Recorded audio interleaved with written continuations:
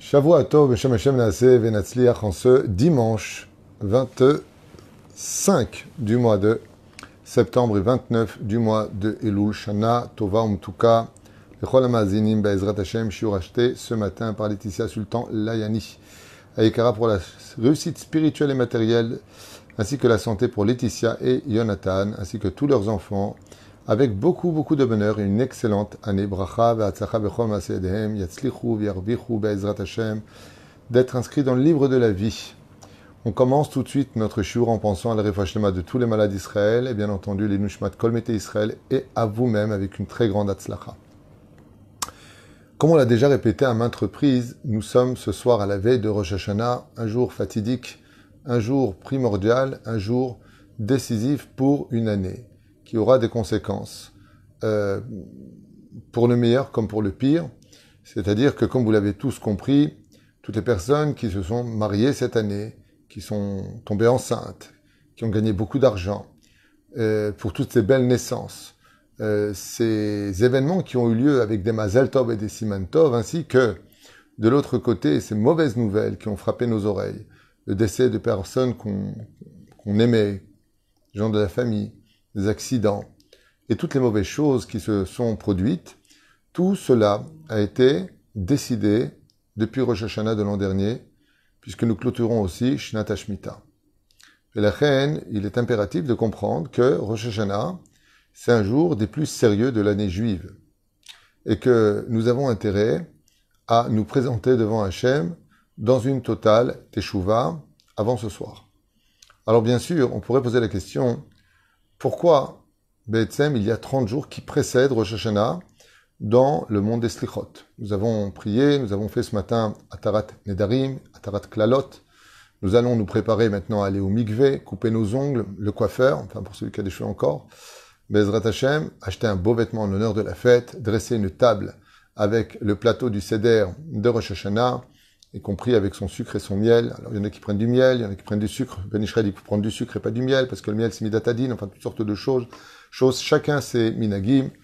Et on va rentrer dans cette fête avec toute l'effervescence qui est due à notre émouna, notre confiance en Dieu, puisque, comme je l'ai déjà dit et répété et re-répété, on a intérêt à Be'ezrat Hashem Yitbarach être à la hauteur d'être souriant pendant ces 48 heures, à suivre nos minagim, de se lever avant le lever du soleil, homme comme femme, une acte de lire 2 fois le livre des Teilim, Be'ezrat Hashem.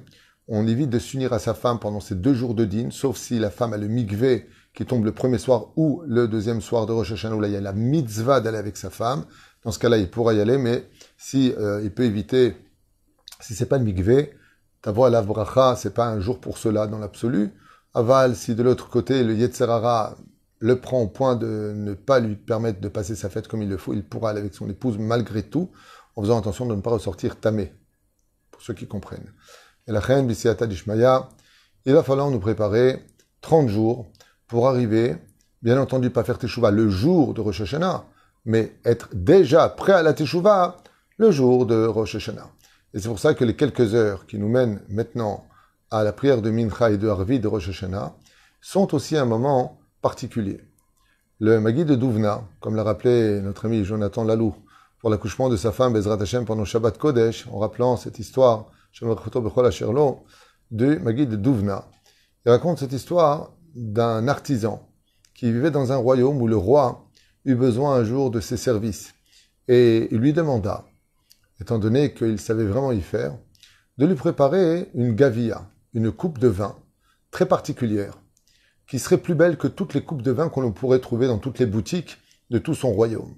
Et donc, il lui paya une très grande somme d'argent, énorme somme d'argent, en lui disant, de telle façon, tu ne seras pas limité à travers les diamants, les bijoux, tout ce que tu pourras mettre dedans, mais je veux quelque chose qui soit vraiment exceptionnel, que partout où j'aille, peu importe le roi que je recevrai d'un autre royaume, quand je lèverai cette coupe de vin, je veux que tout le monde l'observe, cette coupe de vin, en comprenant que ici, dans notre royaume, il n'y a pas simplement un bon roi, mais nous avons un peuple exceptionnel. Et donc, cet artisan se vit remis la somme exorbitante de plusieurs millions de leur époque, avec leur monnaie, et puis il demanda au roi combien de temps il avait. Et le roi lui a dit, vous avez 1 mois pour me préparer cette coupe de vin. Et puis, n'ayant pas eu beaucoup de possibilités pendant tous ces mois passés, avec autant d'argent, comme on appelle ça, les arrivistes font souvent de graves erreurs. Ishman Shurun Vaivat. T'avais rien, t'as tout, d'un coup tu grossis, tu te prends pas en orgueilleux. Et voilà que cet artisan, au lieu de se mettre immédiatement au travail, a dit, bon, faire une coupe de vin, j'ai plutôt mes idées de ce que je veux faire. Et puis il a commencé à prendre sa femme, et puis à partir en vacances, et puis que les restaurants, et puis à être fainéant. Et il n'en a absolument rien fait. Au point d'en oublier le pourquoi et d'où venait cet argent et de quelle façon il devait être utilisé.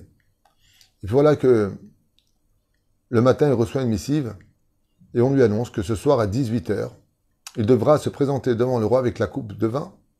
Et là, il réalise. Il dit, mon Dieu, mais qu'est-ce que j'ai fait? Macara. Non seulement j'ai dépensé une partie de l'argent, mais de qui plus est, le temps m'est compté. Comment je peux préparer maintenant cette coupe? Et si exceptionnelle. Le temps de faire le schéma, le temps de faire la fonte, le temps de faire le tavnit. Non. Le tavnit, c'est... Je sais pas comment on dit en français. Top de méchané. Non. Tavnit, c'est quand, par exemple, tu vas mettre le moule. Faire le moule. Merci pour m'aider. Enfin, j'ai toujours des gens qui sont là pour m'aider en français, c'est magnifique. Donc, le moule. Et donc, ça va prendre du temps. Alors, qu'est-ce qu'il fait? Il se dépêche pour les peu d'heures qui lui restent. Et voilà qu'il arrive devant le roi. Tous les ministres sont présents. Tout le monde le regarde. Et il arrive avec quelque chose de très particulier. Un grand cadeau. Un très grand cadeau. Alors le roi, c'est une sacrée coupe, ça. Il n'a pas chômé. Puis voilà qu'en ouvrant le cadeau, il y a encore un cadeau. Alors il ouvre le cadeau. Encore un. Et encore un. Et encore un. Le roi ne comprend pas très bien exactement le jeu mis en application, mais il arrive enfin à une toute petite boîte de rien du tout. Et là, quand il ouvre, il y découvre une toute petite coupe de vin. Et le roi se met dans une grande colère et lui demande s'il se moque de lui. Il lui a dit, je t'ai donné une énorme somme d'argent pour me faire quelque chose d'exceptionnel, et toi, tu me donnes ça? À ce moment-là, il baisse la tête, il lui dit, en toute sincérité, je vais vous dire franchement, ce qui s'est passé, c'est que vous m'avez donné tellement envie de vivre, tellement envie de profiter de ce monde avec cette somme d'argent, moi qui n'avais rien, que pendant 30 jours, je me suis complètement oublié, et j'ai profité de la vie, tel que moi je voyais les choses. J'ai suivi mon cœur, j'ai suivi mes yeux, j'ai suivi ma folie, et je vous avoue que je vous ai oublié. Il lui dit, tu crois que cette petite coupe de vin ridicule que tu m'as préparée va me consoler? Et à ce moment-là, il lui dit non. Je sais parfaitement que ça ne va pas vous consoler, mais si vous me permettez, il lui sort une loupe, il lui dit, est-ce que vous pourriez observer la coupe de vin? Et le roi regarde comme ça, minutieusement, cette petite coupe de vin, et il y découvre quelque chose d'artistique comme il n'avait jamais vu.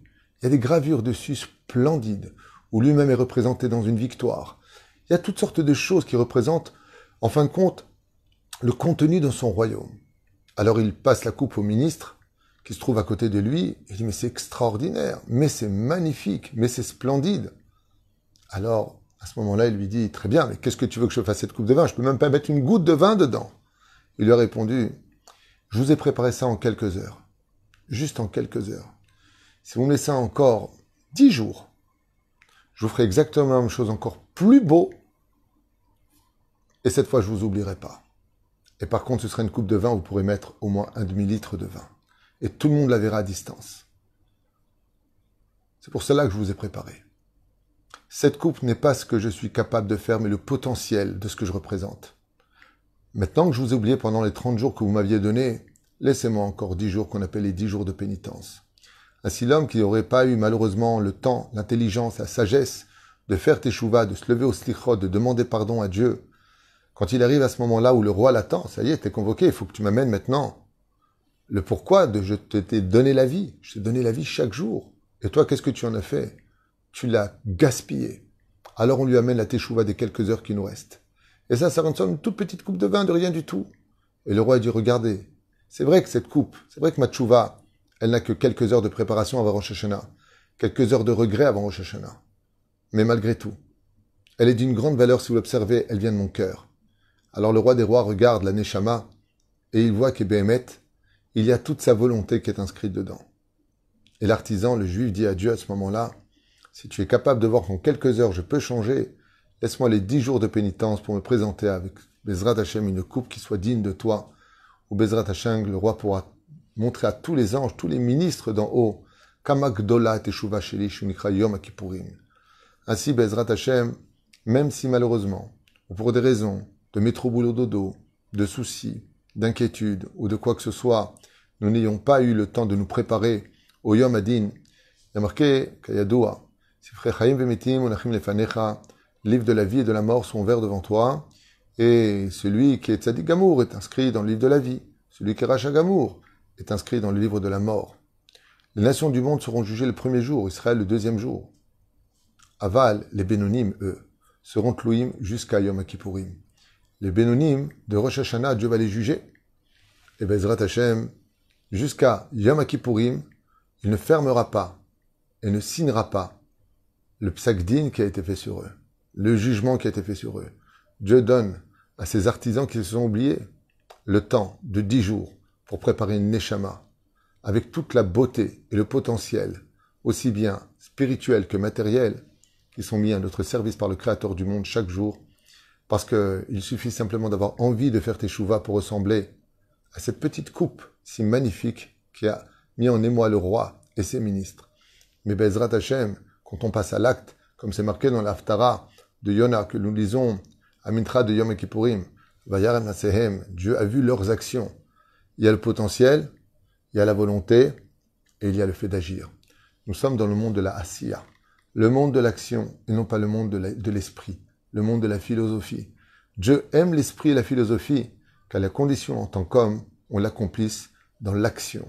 C'est pour ça que nous avons des halachot, altikre alichot et la halachot. Ne dis pas je marche, dis j'étudie les lois. Et le fait de les étudier, le midrash haikar et la maaseh. Le principal de ce monde, ce n'est pas l'étude, c'est de vivre son étude. Et c'est pour cela que nous avons encore 10 jours, Bezrat Hashem, après Rosh Hashanah, après ces 2 jours, où tout vont être déclarés pour chacun de nous, pour le meilleur comme pour le moins bien. Ça dépendra de notre mérite. De pouvoir surmonter Bezrat Hashem une année, comme nous l'avons fait déjà dès maintenant. En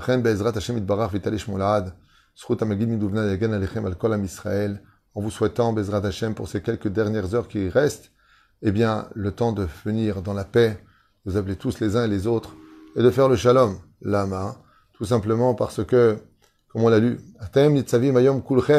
si vous venez tous ensemble, tous unis les uns avec les autres, alors la Midat Hadin ne viendra pas vous juger un par un.